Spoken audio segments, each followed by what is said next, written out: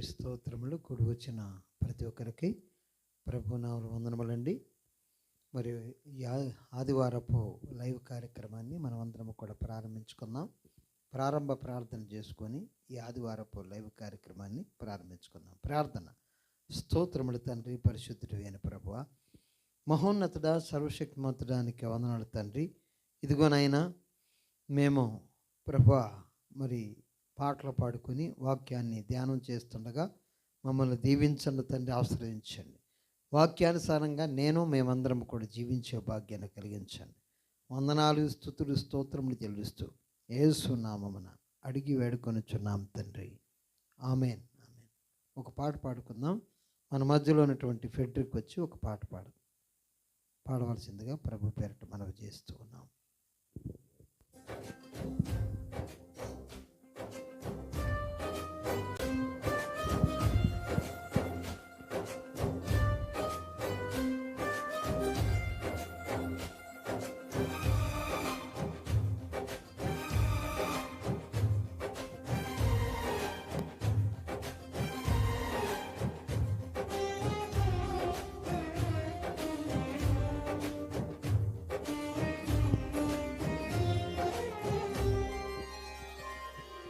సుమధుర స్వరముల గానాలతో, వేలాది దూతల గలములతో కొనియాడబడుచున్న నా యేసయ్యా, నీకే నా ఆరాధన. సుమధుర స్వరముల గానాలతో, వేలాది దూతల గలములతో కొనియాడబడుచున్న నా యేసయ్యా, నీకే నా ఆరాధన. మహానానందమే నాలో పరవశమే, నీకు స్తుతించిన ప్రతి క్షణం. మహానానందమే నాలో పరవశమే, నిన్ను స్తుతించిన ప్రతి క్షణం. సుమధుర స్వరముల గానాలతో, వేలాది దూతల గలములతో కొనియాడబడుచున్న నా యేసయ్యా, నీకే నా ఆరాధన.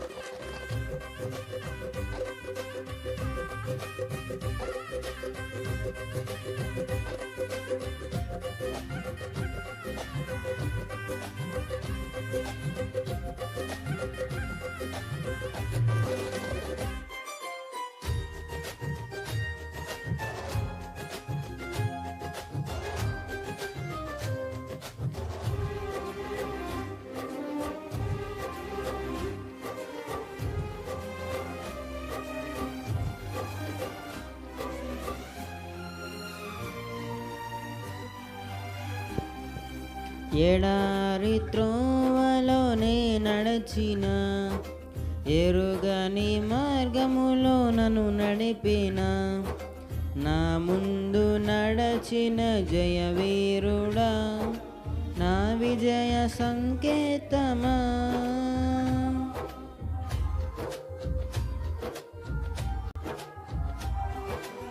ఎడారి త్రోవలోనే నడచిన, ఎరుగని మార్గములో నన్ను నడిపిన, నా ముందు నడచిన జయవీరుడా, నా విజయ సంకేతమా.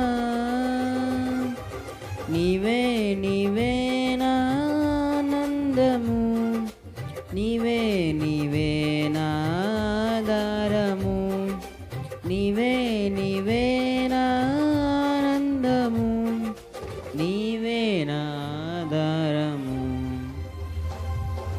సుమధుర స్వరముల గానాలతో, వేలాది దూతల గలములతో కొనియాడబడుచున్న నా యేసయ్యా, నీకే నా ఆరాధన.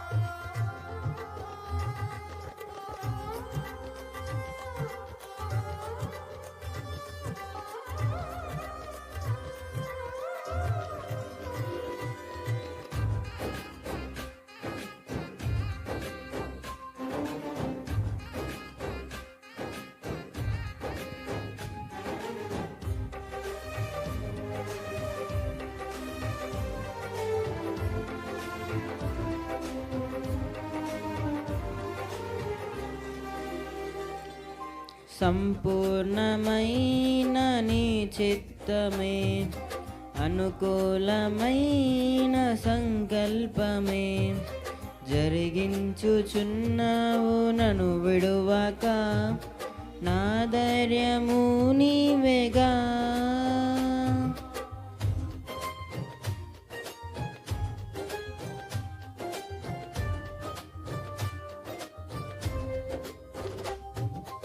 సంపూర్ణమైన నీ చిత్తమే, అనుకూలమైన సంకల్పమే జరిగించుచున్నావు నడు విడువక, నా ధైర్యము నీవేగా.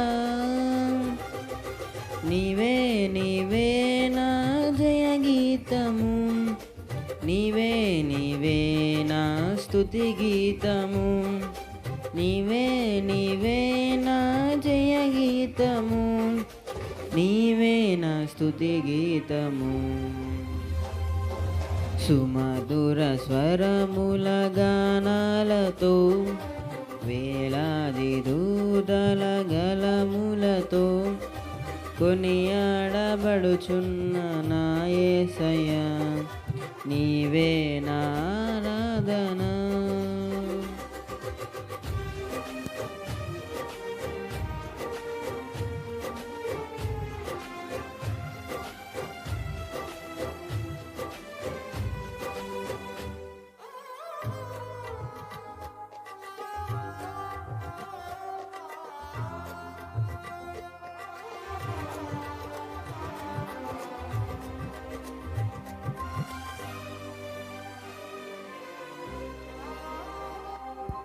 వేలాది నదులన్నీ నీ మహిమను, తరంగపు పొంగును నీ బలమును, పర్వత శ్రేణులు నీ కీర్తినే ప్రకటించుచున్నవేగా.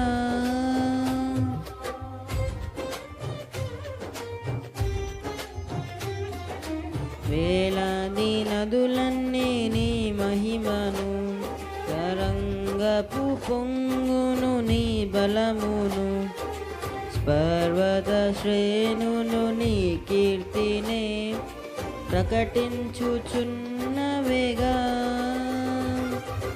నీవే నీవే నా అతిశయము, నీకే నీకే నా ఆరాధన, నీవే నీవే నా అతిశయము, నీకే నా ఆరాధన.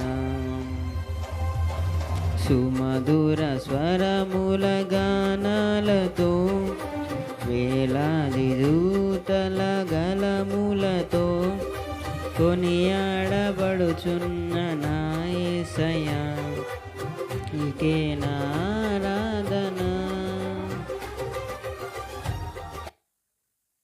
హల్లెలూయా.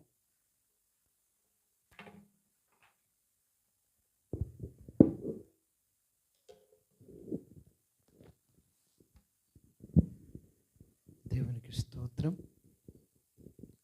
గనుడైనటువంటి దేవుడు, సర్వశక్తిమంతుడైనటువంటి ప్రభు, మరొకసారి ఆయన నామాన్ని మనమందరము కూడా గణపరచుటకు దేవుడు ఈ సమయాన్ని మనకి అనుగ్రహించి ఉన్నాడు. అందుని బట్టి ఘనదేవునికి మనమందరము కూడా కృతజ్ఞతాస్తుతులు చెల్లించుదాం. ప్రియులారా, ఈ సమయంలో మరి మోషే ఎందుకు కానాను దేశమునకు ప్రవేశించలేదు అని మనం పరిశీలన చేసినట్లయితే ప్రియులారా, మరి ఎందుకు కానాను దేశంలోనికి దేవుడు ఆయన్ని ప్రవేశపెట్టలేదు అని మనం చూసినట్లయితే, మరి వాక్య భాగంలో మొట్టమొదటగా నిర్గమకాండము 17వ అధ్యాయములో మరి కొన్ని వచనాలు మనం చూద్దాం. నిర్గమకాండము 17వ అధ్యాయము.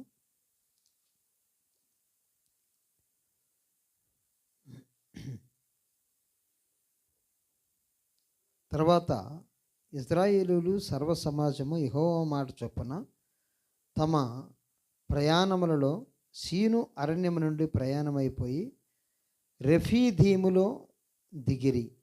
ప్రజలు తమకు త్రాగ నీళ్లు లేనందున మోషేతో వాదించుచు త్రాగుటకు మాకు నీళ్ళిమ్మని అడుగగా మోషే, మీరు నాతో వాదించనేలా, యెహోవాను శోధింపనేలా అని వారితో చెప్పాను.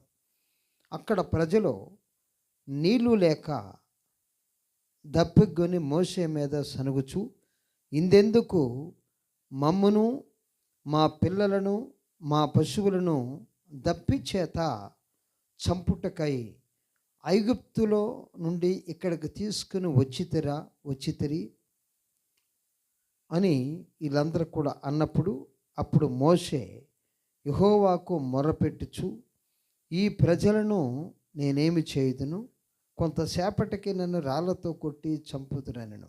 అందుకు యెహోవా, నీవు ఇశ్రాయేలు పెద్దలలో కొందరిని తీసుకొని ప్రజలకు ముందుగా పొమ్ము, నీవు నదిని కొట్టిన నీ కర్రను చేత పట్టుకొని పొమ్ము.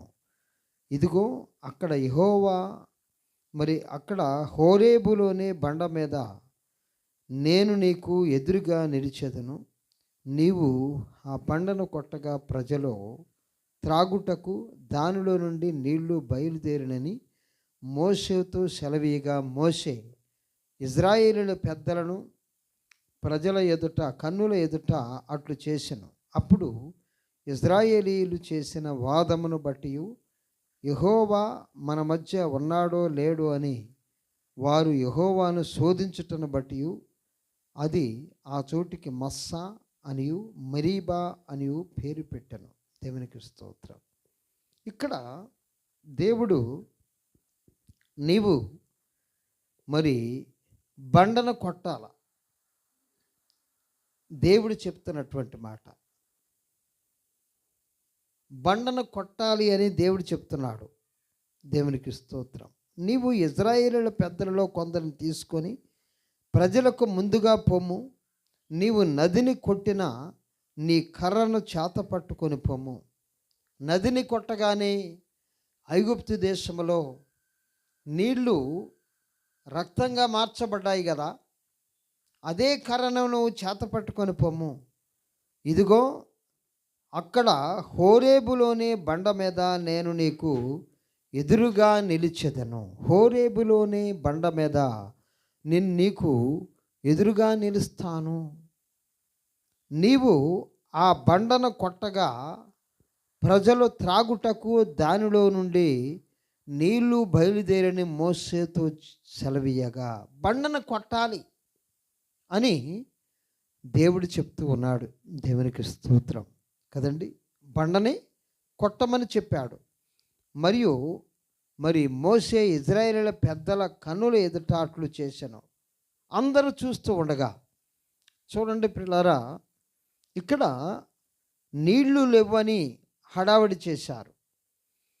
మాకు ఐగుప్తులో అన్నీ సమృద్ధిగా ఉన్నాయి, మమ్మల్ని ఇక్కడికి తీసుకుని వచ్చి ఈ అరణ్యములో మా పశువులకి నీళ్ళు లేవు, మాకు నీళ్లు లేవు, ఈ నీళ్లు లేమి చేత మేము నశించిపోతున్నాము అని ప్రజలందరూ కూడా సనగటం మొదలుపెట్టారు.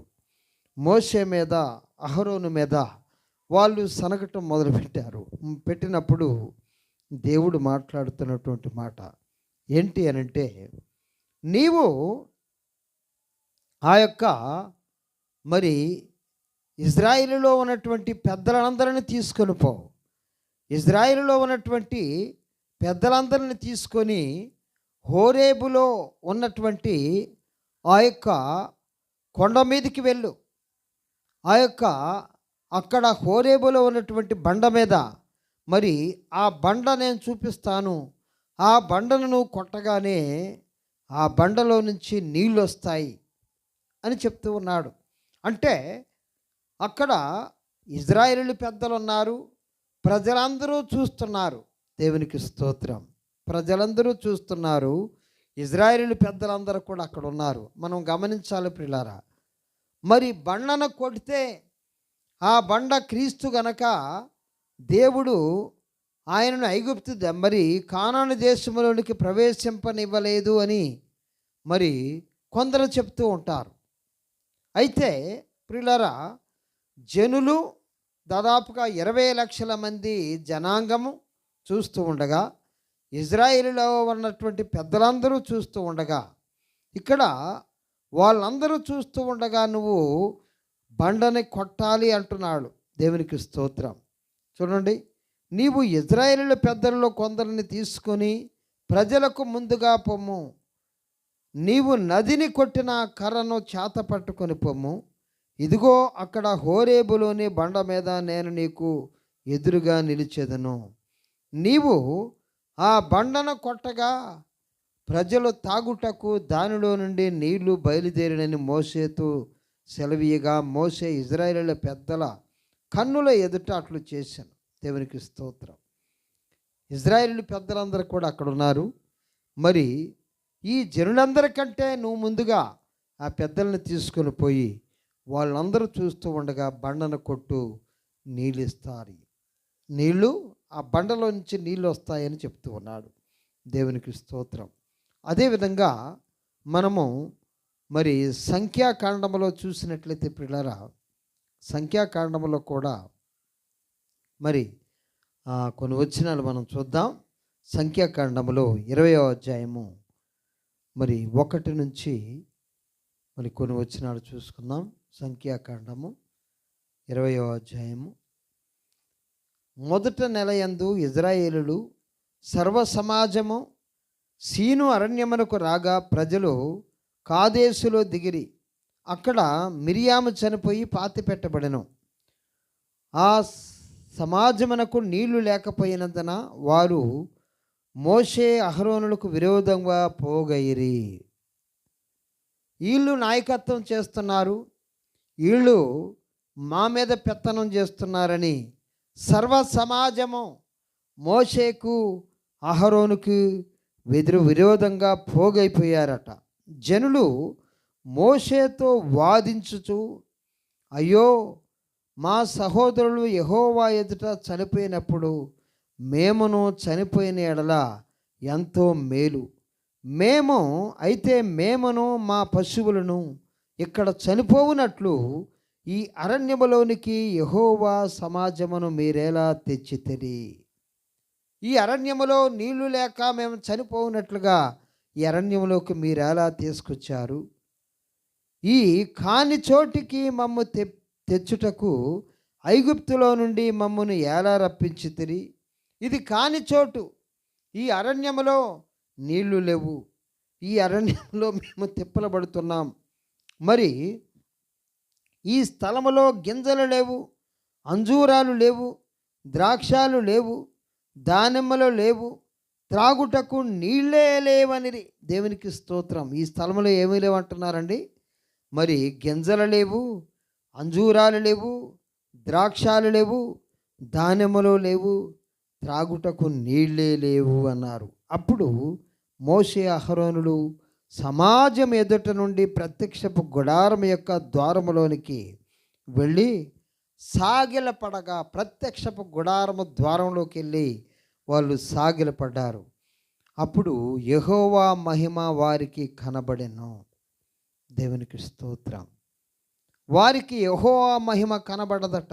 అంతటా యెహోవా మోషేకు ఇలాగు సెలవిచ్చెను, నీవు నీ కర్రను తీసుకొని నీవును నీ సహోదరుడైనటువంటి అహరోను ఈ సమాజమును పోగు చేసి వారు కన్నుల ఎదుట ఆ బండతో మాట్లాడుము, అది నీళ్ళిచ్చును.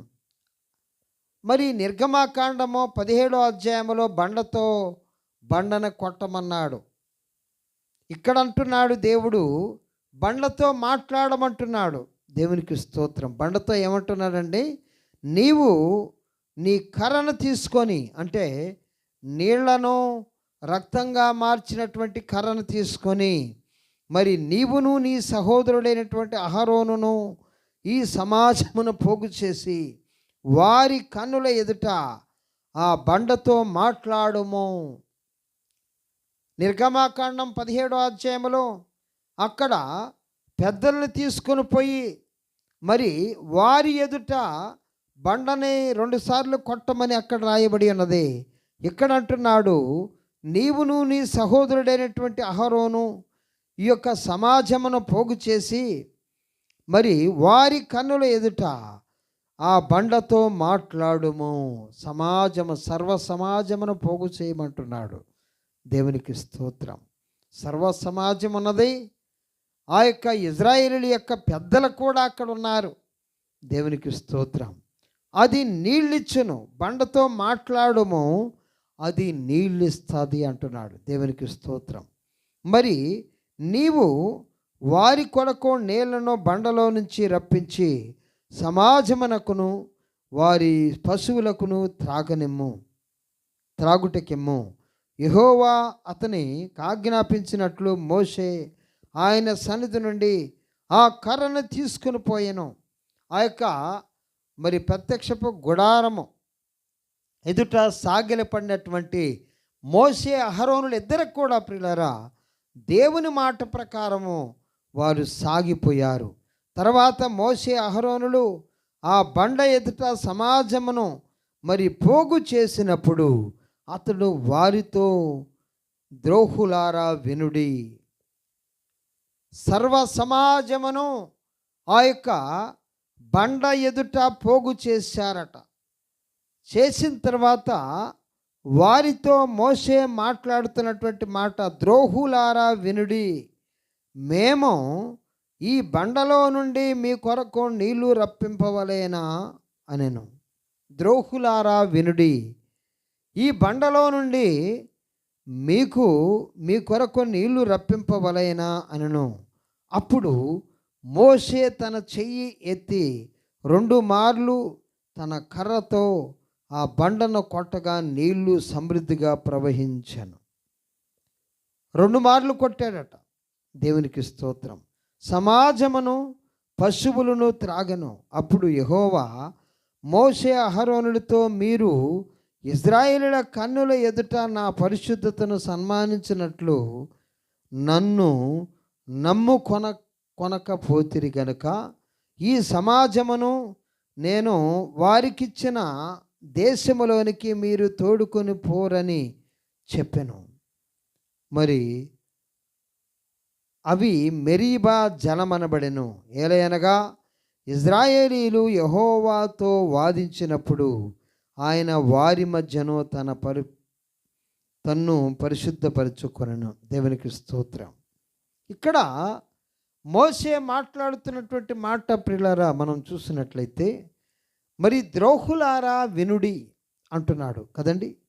ద్రోహులారా వినుడి, మేము ఈ బండలో నుండి మీ కొరకు నీళ్లు రప్పింపవలెనా అనేను. ఓ ద్రోహులారా వినండి, మీ కొరకు ఈ బండలో నుంచి నీళ్లు రప్పించవలెనా. అప్పుడు మోషే తన చెయ్యి ఎత్తి 2 మార్లు తన కర్రతో ఆ బండను కొట్టగా నీళ్లు సమృద్ధిగా ప్రవహించాను. 2 సార్లు కొట్టాడట. ఇక్కడ కూడా కొట్టాడు అని రాయబడ్డది. ఆ తర్వాత అప్పుడు యెహోవా మాట్లాడుతున్నటువంటి మాట 12వ వచనంలో, మరి సంఖ్యాకాండము మరి 20వ అధ్యాయం 12వ వచనంలో అప్పుడు దేవుడు మరి ఒక మాట మాట్లాడుతున్నాడు మోషేతోటి. అప్పుడు యెహోవా మోషే అహరోనులతో, మీరు ఇశ్రాయేలీయుల కన్నుల ఎదుట నా పరిశుద్ధతను సన్మానించినట్లు నన్ను నమ్ముకొనకపోతిరి గనుక ఈ సమాజమును నేను వారికిచ్చిన దేశములోనికి మీరు తోడుకొని పోరని చెప్పాను. దేవునికి స్తోత్రం. మోషే అహరోనులతోటి దేవుడు మాట్లాడుతున్నటువంటి మాట, ఇశ్రాయేలీయుల కన్నుల ఎదుట నా పరిశుద్ధతను మీరు సన్మానించలేదు, నన్ను నమ్ముకొనలేదు. దేవుని యొక్క పరిశుద్ధతను సన్మానించలేదట.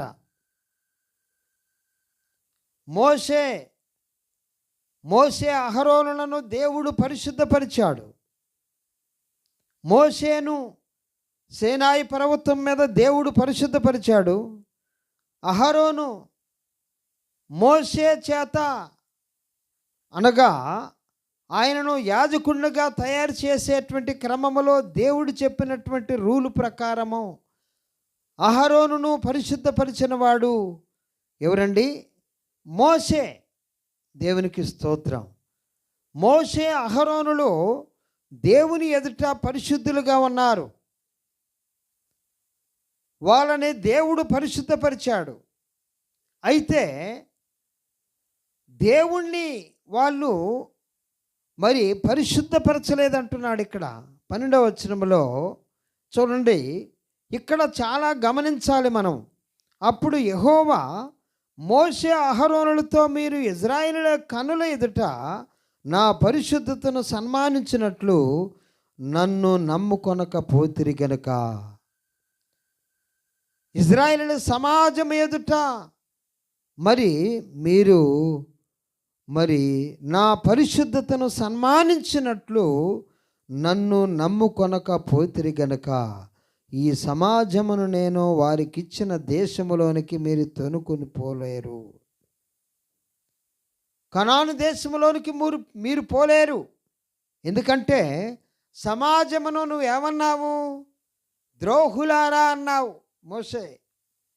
అంటే సమాజము అంటే ఎవరండి? దేవుని యొక్క సంఘం. దేవుని యొక్క సంఘమును ఏదేనంటే దేవుడు ఊరుకోడు అన్నది ఒక పాయింట్. తర్వాత ఆ సమాజము, సర్వ సమాజము చూస్తుండగా వారి ఎదుట ఆ బండను 2 సార్లు కొట్టాడు. ఆ బండను కొట్టినప్పుడు నీళ్లు ప్రవహించాయి. సర్వ సమాజము తాగింది, పశువులు తాగాయి, దప్పిక తీర్చబడ్డది. ఇది సత్యం. అయితే పిల్లారా, ఇక్కడ దేవుడు మాట్లాడుతున్నటువంటి మాట ఏంటంటే, మీరు ఇశ్రాయేలీయుల కన్నుల ఎదుట నా పరిశుద్ధతను సన్మానించినట్లు నన్ను నమ్ముకొనకపోతిరి. అంటే మీకు నేను పరిశుద్ధతనిచ్చాను, సమాజం ఎదుట మీరు పరిశుద్ధులుగా కనబడలేదు. వారి మీద మీరు వారిని ద్రోహులారా అని తిడుతున్నారు. వాళ్ళు తిట్టినా, వారు కొట్టినా, మిమ్మల్ని చంపటానికి చూసినా కానీ మీ పరిశుద్ధతను మీరు కోల్పోకూడదు. దేవునికి స్తోత్రం. అది దేవుడు చెప్పినటువంటి మాట. అందుకోసమే మోషే, అయా కానాను దేశంలోనికి నేను వెళ్ళటానికి నాకు లేదా అంటే లేదు అంటాడు. దేవునికి స్తోత్రం. నీవు ఆ యొక్క కానాను దేశానికి దాని విషయమై నువ్వు మాట్లాడటానికి వీలే లేదంటాడు దేవుడు. అయ్యా, ఆ విషయాన్ని మాట్లాడుతున్నాను. కానాను దేశం చూస్తావు కానీ పోలేవని చెప్తున్నావు కదా, నాకు పర్మిషన్ ఇవ్వరాదు ప్రభు అంటే, లేదు, నువ్వు చూడటం వరకే, ఆ దేశంలోనికి నువ్వు అడుగు పెట్టడానికి వీల్లేదు. ఇంకొక వచనాన్ని మనం చూద్దాం. చూడండి, అక్కడ కూడా మాట్లాడుతున్నటువంటి మాట. ద్వితీయోపదేశకాండం 32వ అధ్యాయం. ద్వితీయోపదేశకాండం 32వ అధ్యాయం 48వ వచనం నేను చదువుతున్నాను. చూడండి, ఆ దినమున యెహోవా మోషేతో ఇట్లనెను, యెరికో ఎదుటనున్న మోయాబు దేశమందలి అబారీమను ఈ పర్వతము అనగా నెబో కొండ ఎక్కి నేను ఇశ్రాయేలులకు స్వాస్థ్యముగా ఇచ్చుచున్న కనాను దేశమును చూచి నీ సహోదరుడైనటువంటి అహరోను హోరు కొండ మీద మృతి పొంది తన సర్వ స్వజనుల యొద్దకు చేరినట్లు నీవు ఎక్కబోవుచున్న కొండ మీద మృతి పొంది నీ స్వజనుల యొద్దకు చేరిదవు. ఏలయనగా మీరు సీను అరణ్యములో కాదేశు మెరీబా నీళ్ల యొద్ద ఇశ్రాయేలీయుల మధ్యను నన్ను పరిశుద్ధపరచక ఇశ్రాయేలీయుల మధ్యను నా మీద తిరుగుబాటు చేసితిరి. ఎదురుగా ఆ దేశమును చూచెదవు, కానీ నేను ఇశ్రాయేలీయులకిచ్చుచున్న ఆ దేశమును నీవు ప్రవేశింపలేవు. దేవునికి స్తోత్రం. సేవకుడికి ఎంత కఠినమైనటువంటి శిక్ష కదండి. ఇక్కడ అంటున్నాడు దేవుడు, మీరు ఏలైనగా మీరు సీను అరణ్యములో కాదేశు మెరీబా నీళ్ల యొద్ద ఇజ్రాయేలుల మధ్యను నన్ను పరిశుద్ధపరచక. దేవునికి స్తోత్రం. ఓ మోషే, అహరోనులారా, నేను మీకు పరిశుద్ధతనిచ్చాను, మిమ్మల్ని క్లీన్ చేశాను. ఓ మోషే, నిన్ను తయారు చేయటానికి నాకు 40 సంవత్సరములు పట్టింది. దేవుని యొక్క ఉద్దేశం అదే. ఫరో ఎదుట మోషే నిలబడ్డప్పుడు 80 సంవత్సరాల వయస్సు కలిగిన వాడు. మోషే ఫరో ఎదుట నిలబడ్డప్పుడు 80 సంవత్సరాల వయస్సు కలిగిన వాడండి. ఆయన పారిపోయినప్పుడు 40 సంవత్సరాల వయస్సు కలిగిన వాడు. నిర్గమకాండములో మీరు చూడండి. ఆ నిర్గమకాండం అంతా చదివితే మీకు అర్థమైంది. ఫరో ఎదుట నుంచి ఆయన పారిపోయి మిద్యాను దేశమునకు పారిపోయినప్పుడు 40 ఏండ్ల వయస్సు కలిగిన వాడు. 40 సంవత్సరములు. ఆయన ఈ 40 సంవత్సరములు అక్కడ మిద్యాను దేశములో సేనాయి పర్వతం మీద గొర్రెలు కాస్తూ మేకలు కాస్తూ అక్కడే గడిపాడు. దేవుడు ఆయనతో మాట్లాడుతూ వచ్చాడు. దాదాపుగా మోషేను దేవుడు తయారు చేయటం కోసం 40 సంవత్సరములు పట్టిందట. దేవునికి స్తోత్రం.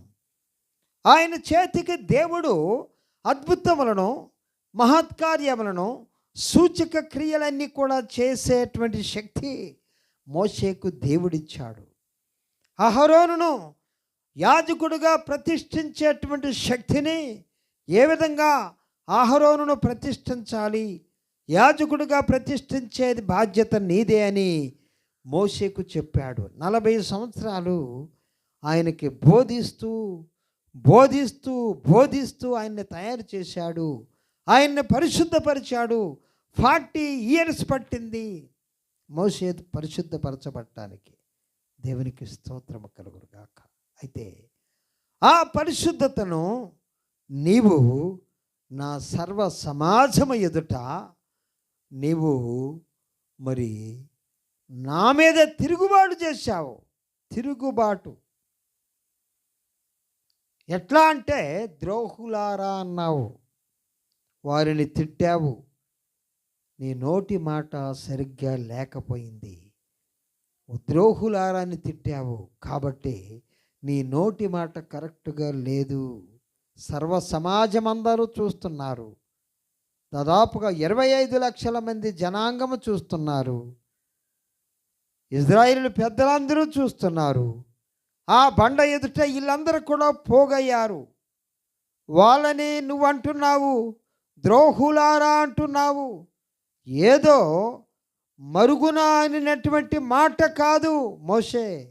సర్వ సమాజము ఎదుట ఇన్ని సంవత్సరములు నీతో నేనుండి నీతో నేనున్నప్పుడు నీవు సాత్వికుడుగా కనబడ్డావు, పరిశుద్ధతను ప్రదర్శించావు, ప్రతి విషయంలో నమ్మకమైనటువంటి వాడవుగా ఉన్నావు.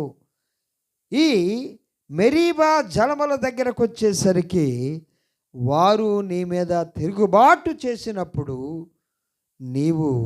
వారు నీ మీద మరి సనిగినప్పుడు, గునిగినప్పుడు నువ్వేం చేశావు? వారిని మరి నా పరిశుద్ధతను సన్మానించక వారిని తిట్టావు.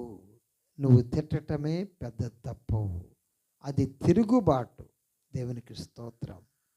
అంటే మోషే ఒక్క మాట, ద్రోహులారా అనేటువంటి మాట అన్నందుకే దేవుడు ఆ దేశంలోనికి నువ్వు ప్రవేశించడానికి వీల్లేదు అంటున్నాడు.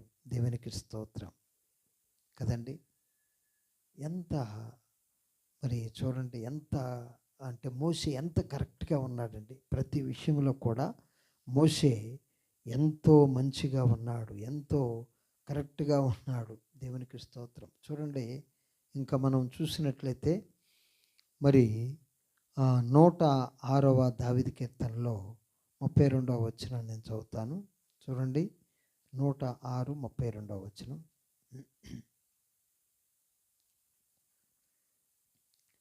అక్కడ కూడా ఈ విషయాన్ని 32వ వచనం, మెరీబా జలముల యొద్ద వారు ఆయనకి కోపం పుట్టించిరి, కావున వారి మూలముగా మోషేకు బాధ కలిగెను. దేవునికి స్తోత్రం. ఇక్కడ అంటున్నాడు ఏమంటున్నాడు, వారందరికి కూడా మోషే అహరోనులకు కోపం పుట్టించారు, తిరుగుబాటు చేశారు, రాళ్లతో కొట్టడానికి చంపడానికి ప్రయత్నం చేశారు. వీళ్ళు కూడా మనుషులే కాబట్టి పిల్లరా, మరి మోషే నోరు జారాడు. దేవునికి స్తోత్రం. ఇక్కడ కీర్తనకారుడు రాస్తున్నటువంటి మాట, మెరీబా జలముల యొద్ద వారు ఆయనకు కోపం పుట్టించిరి, కావున వారి మూలముగా మోషేకు బాధ కలిగింది. వాళ్ళు కోపం పుట్టించారు, మోషేకి బాధ వచ్చింది. ఆ బాధను బట్టి అప్పుడు అతడు తన పెదవులతో కాని మాట పలికెను. దేవునికి స్తోత్రం. కాని మాట ఎవరు పలికించారండి? ఇజ్రాయేల్ జనాంగమంతా కూడా పలికించారు. వాళ్ళు చికాకు చేసిన, వాళ్ళు ఎట్లా మాట్లాడినా కానీ, ఓ మోషే నువ్వు కరెక్ట్గా మాట్లాడాల్సిందే. దేవుడు ఒక సేవకునికి ఇచ్చినటువంటి ఆజ్ఞదే. దేవునికి స్తోత్రం. నువ్వు కరెక్ట్గా మాట్లాడాల్సిందే. వాళ్ళు చికాకు చేయొచ్చు, ఇంకేదైనా చేయొచ్చు, వాళ్ళు ఏదైనా మాట్లాడవచ్చు, కానీ నువ్వు కరెక్ట్గా మాట్లాడాలి.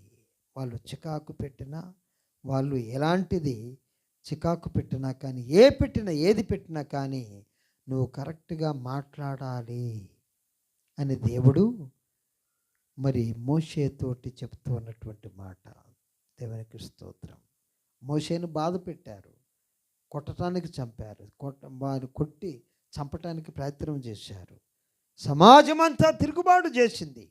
ఆ తిరుగుబాటు చేసినప్పుడు మోషే ద్రోహులారా అనేటువంటి మాట, కాని మాట పలకకూడదట.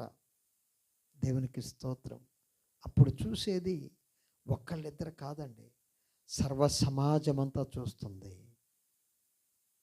తన సేవకుడు కొంచెం కూడా పొరపాట్లు లేకుండా ఉండాలని దేవుడు కోరుకుంటున్నాడు. ఎలాంటి సేవకులు మరి ఎంతమంది కనబడుతున్నారు పిల్లరా? ఎలాంటి ప్రవర్తన కలిగి అంటే, ఒక్క నోటి మాటకే దేవుడు ఏమన్నాడండి, నీవు కానాను దేశానికి అందులోకి ప్రవేశించడానికి వీల్లేదు. మరి ఇప్పుడున్నటువంటి సమాజం కానీ, ఇప్పుడున్నటువంటి సేవకులు కానీ ఎలా ఉన్నారు? ఒకసారి మనల్ని మనం పరిశీలన చేసుకోవాలి. సంఘమా, నువ్వు దేవునికి విరోధంగా మరి సనగవద్దు, గునగవద్దు అని దేవుడు సంఘానికి హెచ్చరిక చేస్తున్నాడు. సంఘ బిడ్డలకు హెచ్చరిక చేస్తున్నాడు. దేవునికి బాధ కలిగించొద్దు, సేవకులకు బాధ కలిగించేటువంటి మాటలో మీరు మాట్లాడొద్దు అని దేవుడు ఈ యొక్క మరి మోషే ద్వారా మనకు ఒక పాఠాన్ని, లెసన్ని మరి దేవుడు అందిస్తూ ఉన్నాడు. సేవకుడిని సంతృప్తిపరచండి. సేవకుడిని అపవిత్రతకు త్రోసివేయద్దు. సేవకుడు దేవుని మీద తిరుగుబాటు చేసేటట్టుగా చేయొద్దు అని సమాజానికి చెప్తూ ఉన్నాడు. అంటే సంఘానికి చెప్తూ ఉన్నాడు దేవుడు. అదేవిధంగా సేవకునికి కూడా దేవుడు హెచ్చరిక చేస్తున్నాడు. నువ్వు కాని మాట పలకొద్దు. వాళ్ళు బాధ పెట్టినా కానీ, వాళ్ళు తిరుగుబాటు, వాళ్ళు ఎలా చేసినా కానీ వారికి నడిచిద్ది, నీకు నడవదు. నీవు సాత్వికుడివి. నువ్వు భూమి అంతట్లో సాత్వికుడిగా నిన్ను నేను పిలిచాను. నేను ముఖాముఖిగా నీతో నేను మాట్లాడాను మోషే. నువ్వు అపవిత్రుడిగా కనబడటానికి వీల్లేదు. అపవిత్రమైనటువంటి పెదవులతో నువ్వు ఉండటానికి వీల్లేదు. ద్రోహులారా అన్నావు సమాజాన్ని. అందరూ చూస్తుండగా నువ్వు ఆ మాట మాట్లాడకుండా ఉంటే, మోషే నిజంగా దేవుని సేవకుడు. ఆయన దేవుడు ఎంత పరిశుద్ధుడో, నా సేవకుడు కూడా అంత పరిశుద్ధతను ప్రదర్శించాడని సమాజం అంతా కూడా సిగ్గు తెచ్చుకుంటారు కదా. నువ్వు కాని మాట పలికావు, వారి మీద కోపగించావు, బాధ కలిగిస్తారు. నిజమే, బాధ కలిగించినా కానీ మోసే, ఈ శిక్ష నీకు తప్పదు. నా పరిశుద్ధతను ప్రదర్శించలేదు సమాజం ఎదుట. అందుకే నువ్వు కానాను దేశమును చూస్తావు కానీ అందులోకి అడుగు పెట్టలేవు. ఆ కొండ మీదకి ఎక్కిస్తాను, ఆ కొండ మీద చనిపో నువ్వు, అంతే. దేవునికి స్తోత్రం. బండను కొట్టినందుకు కాదండి, బండను కొట్టినందుకు కాదు. మరి కానాను దేశంలోనికి వెళ్ళకపోవటానికి గల కారణం మోషే కాని మాట పలికాడు, ద్రోహులారా అన్నాడు, సమాజాన్ని తిట్టాడు. సమాజాన్ని సేవకుడు తిడితే దేవుడు ఊరుకోడు. సమాజం ఎదుట సేవకుడు తన పరిశుద్ధతను ప్రదర్శించకుంటే, అంటే దేవుడిచ్చినటువంటి పరిశుద్ధుడుగా ఉండాలి. ఒక పరిశుద్ధమైనటువంటి పరిశుభ్రమైనటువంటి జీవితాన్ని ప్రదర్శించాలి. నడకలో పరిశుద్ధత ఉండాలి, మాటలో పరిశుద్ధత ఉండాలి, తన కుటుంబంలో పరిశుద్ధత ఉండాలి. పరిశుద్ధత లేకుండా ప్రభువుని చూడడు అని చెప్పి వాక్య భాగంలో దేవుడు సెలవిస్తున్నాడు. అపవిత్రంగా కాని మాట పలికాడు కాబట్టే అందులోకి నువ్వు ప్రవేశించవద్దు అని దేవుడు చెప్పాడు. కాబట్టి పిల్లారా, మన నోటి మాటను, జీవ మరణములు నాలుక వశము. నువ్వు జీవం పలికితే జీవం వస్తుంది, నువ్వు మరణం పలికితే మరణం వస్తుంది. కనుక నీ నోటికి నువ్వే కారకుడివి. నువ్వు అభివృద్ధి చెందాలన్నా, ఆత్మలో వర్ధిల్లాలన్నా, ఆర్థికంగా వర్ధిల్లాలన్నా నీ నోటి మాటే నీకు జవాబుదారిగా ఉంటుంది. నువ్వేం పలుకుతున్నావు ఈరోజు? కాని మాట పలుకుతున్నావా? అయితే పిల్లారా, దేవుడు హెచ్చరిక చేస్తున్నాడు. సమాజం ఎదుట నా పరిశుద్ధతను ప్రదర్శించమంటున్నాడు ఈరోజు నీకు, నాకు, మనందరికీ. ఓ సమాజమా, నువ్వు కొనగటం సనగటం మానేయ్. సేవకుని వ్యతిరేకంగా మాట్లాడటానికి వీల్లేదు, నాకు వ్యతిరేకంగా మాట్లాడటానికి వీల్లేదు అని సంఘానికి చెప్తూ ఉన్నాడు. కాబట్టి పిల్లారా, మనమందరము కూడా ఆ విధంగా పరిశుద్ధతను ప్రదర్శించే బిడ్డలంగా, దేవునికి కోపం పుట్టించక, సేవకులకు కోపం పుట్టించక ఉండేటువంటి సమాజముగా, దేవుని బిడ్డలుగా, సంఘముగా మనం ఉండాలని సంఘానికి దేవుడు చెప్తున్నాడు. పరిశుద్ధతను ప్రదర్శించమని సేవకునికి చెప్తున్నాడు. ఈ హెచ్చరికలను మనమందరము కూడా స్వీకరించుదాం. అలాంటి కృప దేవుడు నీకు, నాకు, మనందరికీ అనుగ్రహించును గాక. ఆమేన్. ప్రార్థన చేసుకుందాం. స్తోత్రములు తండ్రి, పరిశుద్ధుడివి అయిన ప్రభువా, బాబీ కుటుంబాన్ని జ్ఞాపకం చేసుకోండి, దీవించండి. రమ్యాన్ని ముట్టుకోండి ప్రభా, జయబాబు చుట్టూ కంచివేయండి. పాపను ముట్టుకోండి ప్రభా. బాబీ కోసం నువ్వు సిద్ధం చేసిన జాబుని కుమారునికి అనుగ్రహించండి. బుజ్జి కుటుంబాన్ని జ్ఞాపకం చేసుకోండి, కిషోర్ చుట్టూ కంచివేయండి. వెంకన్న గారిని ముట్టుకోండి, శృతిని జ్ఞాపకం చేసుకోండి. అనంతకుమారి పెద్ద కుటుంబాన్ని జ్ఞాపకం చేసుకోండి తండ్రి. అభిషేకుని ముట్టుకోండి, ఆశీస్సుని ముట్టుకోండి అయా. అనురాధ సిస్టర్ గారిని జ్ఞాపకం చేసుకోండి. కెనడీ కుటుంబాన్ని జ్ఞాపకం చేసుకోండి, దీవించండి తండ్రి, ఆశీర్వదించండి ప్రభా. నీకు వందనాలు. జసేన్ జ్ఞాపకం చేసుకోండి, ప్రీతి సిస్టర్ని జ్ఞాపకం చేసుకోండి. విజయరాజు కుటుంబాన్ని జ్ఞాపకం చేసుకోండి. వారికి ఇచ్చినటువంటి ముగ్గురు పిల్లల చుట్టూ కంచివేయండి. పెద్దబాబుని జ్ఞాపకం చేసుకోండి, చిన్నబాబుని జ్ఞాపకం చేసుకోండి తండ్రి అయా. అదేవిధంగానైనా అయా పాపను జ్ఞాపకం చేసుకోండి, దీవించండి. వారు చేస్తున్న జాబుల్లో తోడుగా ఉన్నాడు తండ్రి. నీకు వందనాలు చెల్లిస్తూ ఉన్నా. కొత్తపల్లి జోసెఫ్ గారి కుటుంబాన్ని, కనకరాజు గారి కుటుంబాన్ని జ్ఞాపకం చేసుకోండి, దీవించండి. జన్ను ప్రవీణ్ కుటుంబాన్ని, నవీన్ సాగర్ గారి కుటుంబాన్ని, జిల్లా లక్ష్మి గారి కుటుంబాన్ని, జిల్లా వెంకటేష్ కుటుంబాన్ని, జిల్లా వీరబాబు కుటుంబాన్ని, గోపమ్మ కుటుంబాన్ని, అనసూయమ్మ గారి కుటుంబాన్ని, హైమావతి గారి కుటుంబాన్ని, కనకలక్ష్మి కుటుంబాన్ని, జ్యోతి కుటుంబాన్ని, సామ్రాజ్యం గారి కుటుంబాన్ని, రత్నమ్మ గారి కుటుంబాన్ని జ్ఞాపకం చేసుకోండి తండ్రి. మార్తమ్మ గారి కుటుంబాన్ని, లుదియా కుటుంబాన్ని అయా నీకు వందనాలు తండ్రి. యలమంచి శ్రీనివాస్ గారి కుటుంబాన్ని, జానయ్య గారి కుటుంబాన్ని, ఎంబాబు గారి కుటుంబాన్ని, ఎస్ వెంకటేష్ కుటుంబాన్ని, జేమ్స్ యాకే కుటుంబాన్ని జ్ఞాపకం చేసుకోండి తండ్రి. ఓయూ ఫ్రెండ్స్ అందరిని జ్ఞాపకం చేసుకోండి. భాస్కర్ వీధి కుటుంబాన్ని, బొమ్మకు మురళి కుటుంబాన్ని, చక్రవర్తి కుటుంబాన్ని, గోపాలకృష్ణ కుటుంబాన్ని, నాగరాజు నున్ను కుటుంబాన్ని, పాల్ వెంకటరత్నం కుటుంబాన్ని, పూల్ సింగ్ కుటుంబాన్ని, ప్రశాంత్ కుటుంబాన్ని, రసూల్ కుటుంబాన్ని, సైదుల్ కుటుంబాన్ని, సత్య కుటుంబాన్ని, శేఖర్ చింతా కుటుంబాన్ని, శ్రీధర్ కసిరెడ్డి కుటుంబాన్ని, కట్టా రాంప్రసాద్ గారి కుటుంబాన్ని, రామేశ్వర కుటుంబాన్ని, కృపాగారి కుటుంబాన్ని, స్వాతి కుటుంబాన్ని, అయా అదేవిధంగా తండ్రి సంజా కుటుంబాన్ని జ్ఞాపకం చేసుకుని దీవించండి. అయ్యా అదేవిధంగా తండ్రి శారద గారి కుటుంబాన్ని జ్ఞాపకం చేసుకుని దీవించండి, ఆశ్రయించి నడిపించమని నీకే వందనాలు చెల్లిస్తూ మా కుటుంబాన్ని జ్ఞాపకం చేసుకోండి తండ్రి. అయా బిడ్డల ముగ్గురు చుట్టూ కంచివేయండి. అక్సాన్ నన్ను జ్ఞాపకం చేసుకోండి. మాకు హైదరాబాదులో స్థలం ఇస్తానన్నావు, అనుగ్రహించండి తండ్రి. చర్చిని ఇస్తానన్నావు, అనుగ్రహించండి ప్రభా. సమస్తమును దయచేసే దేవా, వాగ్దానం చేసిన వాడు నువ్వే, నీకు వందనాలు. వాగ్దానం చేసే మనిషివి కాదు నాయన, నువ్వు దేవుడు అయ్యా. అయా మనుషులను నమ్ముకున్నట్టు కంటే యెహోవాను ఆశ్రయించడం మేలు. అవును ప్రభా, నిన్ను నమ్ముకొని ఈ లోకంలో సిగ్గుపడ్డోళ్ళు ఎవరూ లేరు నాయన. నీకు వందనాలు తండ్రి. మమ్మల్ని అందరిని కూడా జ్ఞాపకం చేసుకో, దీవించి ఆశీర్వదించమని యేసు నామమున అడిగి వేడుకొనిచున్నాం తండ్రి. ఆమేన్. తండ్రి అయిన దేవుని నుండి, ప్రభువైన యేసుక్రీస్తు నుండి పరిశుద్ధాత్మ సహవాసం ఇప్పుడెప్పుడు మనందరికీ, ప్రపంచంలో పరిశుద్ధులందరికీ, ఇక్కడ కూడి ఉన్న ప్రతి బిడ్డకిని సదాకాలం తోడేండి నడిపించును గాక. ఆమేన్. ఆమేన్. అందరికి వందనాలండి. Praise lord.